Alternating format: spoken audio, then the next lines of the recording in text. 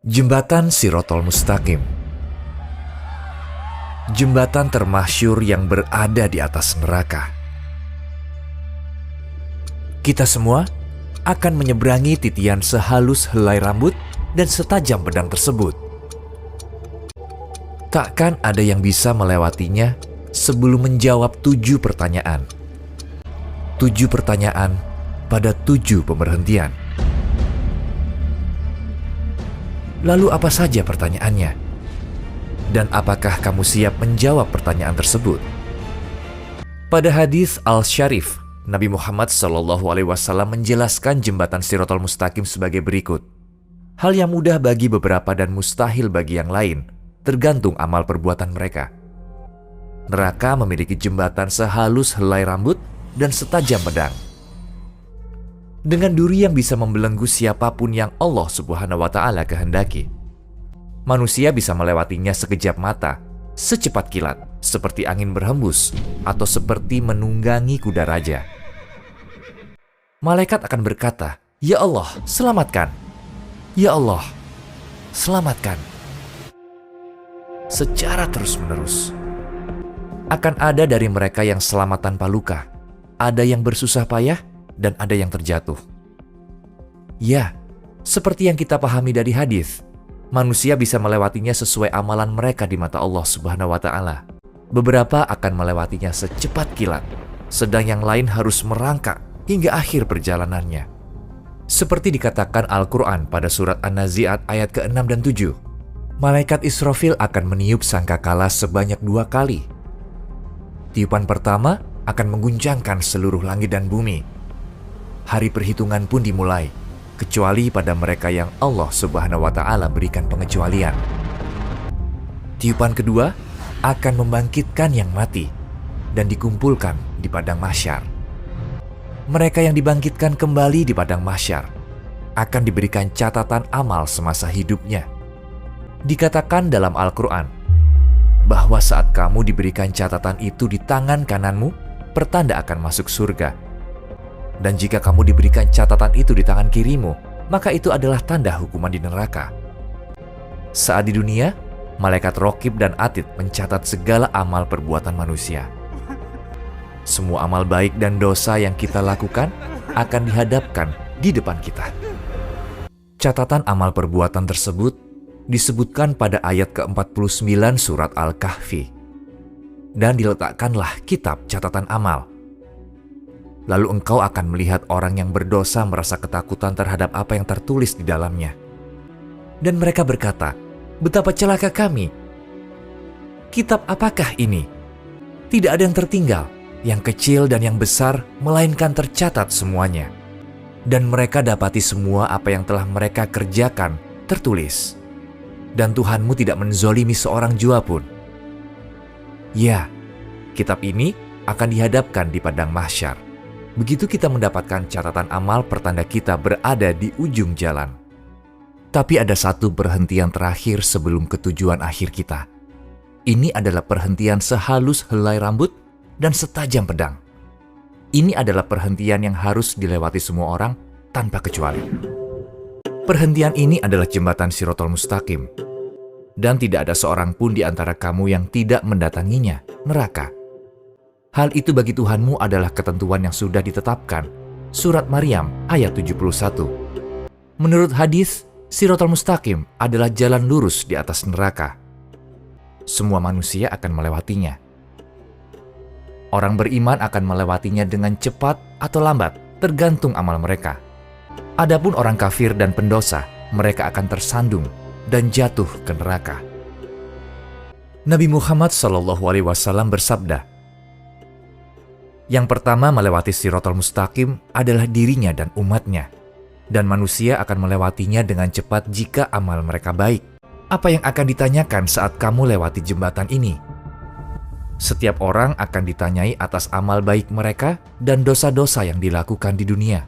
Seperti yang dikatakan di awal, takkan ada yang bisa melewatinya sebelum menjawab 7 pertanyaan.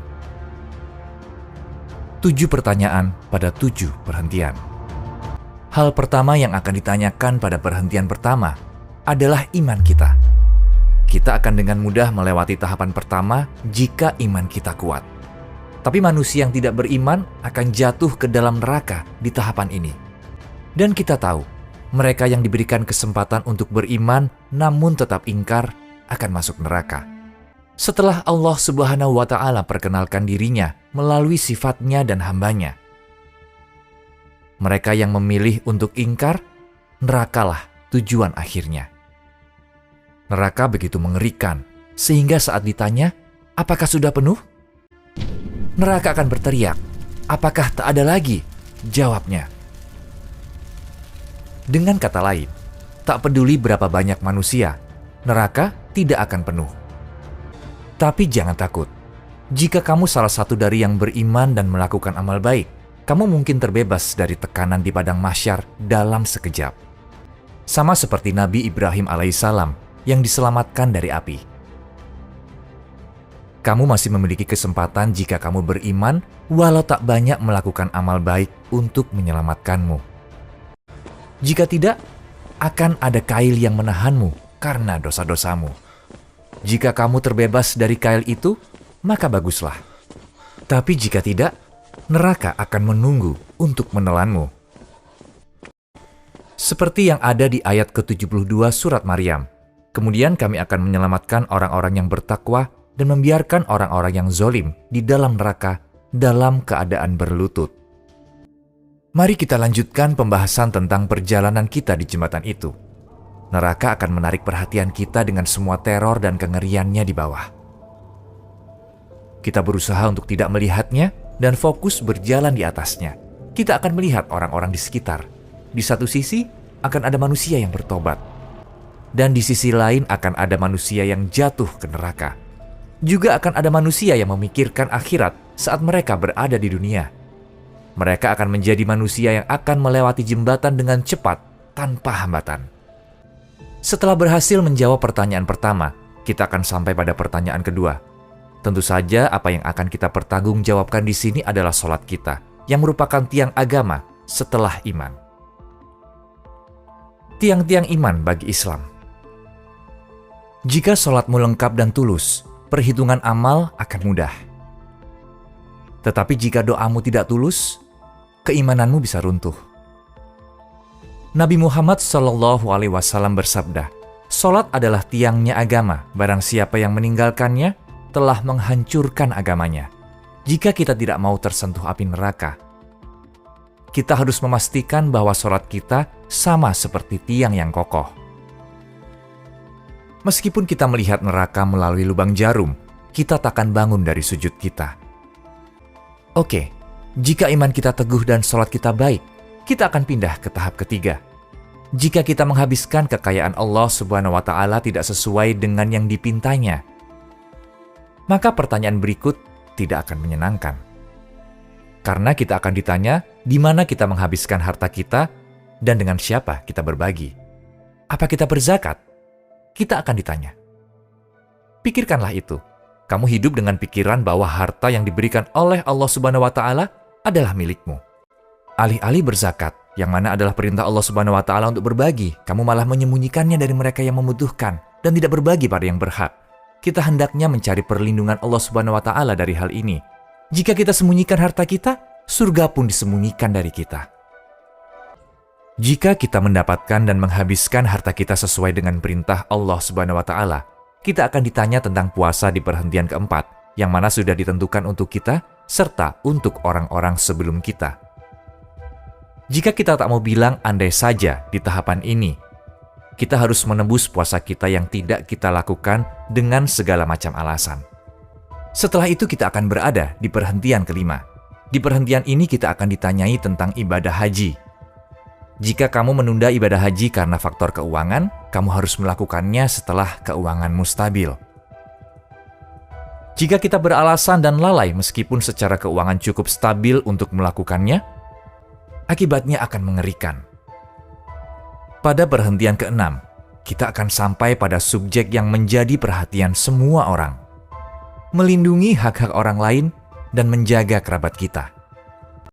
Kita selalu mengabaikan hak-hak orang lain dengan mengambil alih haknya. Namun ada begitu banyak hal lain yang diperhitungkan dalam hak orang banyak. Terkadang kita melakukannya tanpa sengaja, terkadang sengaja dengan perasaan bahwa tidak akan terjadi apa-apa. Misalnya kita menyebarkan fitnah tentang seseorang tanpa berpikir apakah itu benar. Kita dengan mudah menjadi bagian dari fitnah. Konsep keluarga dan kerabat penting dalam agama kita. Hal ini harus diperhatikan.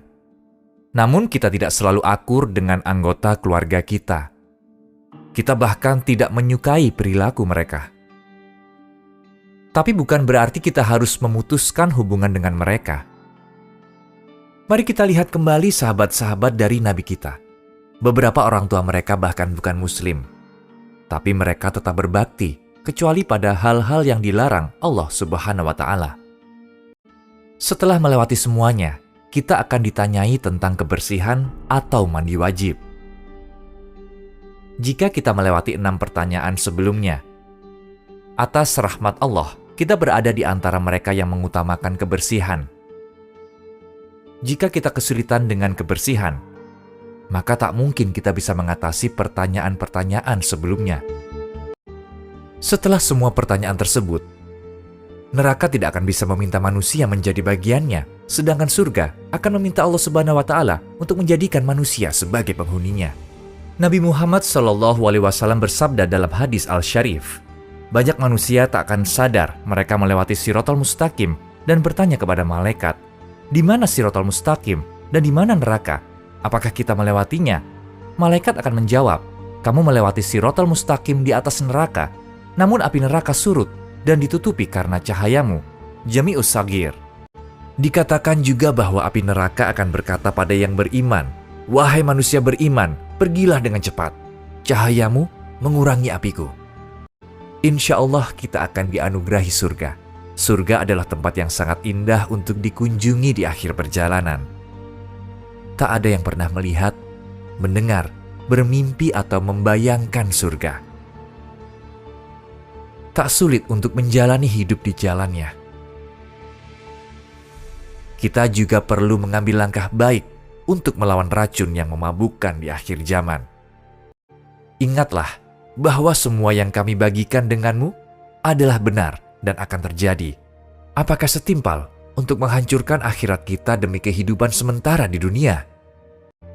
Mana yang lebih kamu inginkan? Jembatan di dunia yang sesaat? Atau jembatan yang mengarah pada keabadian?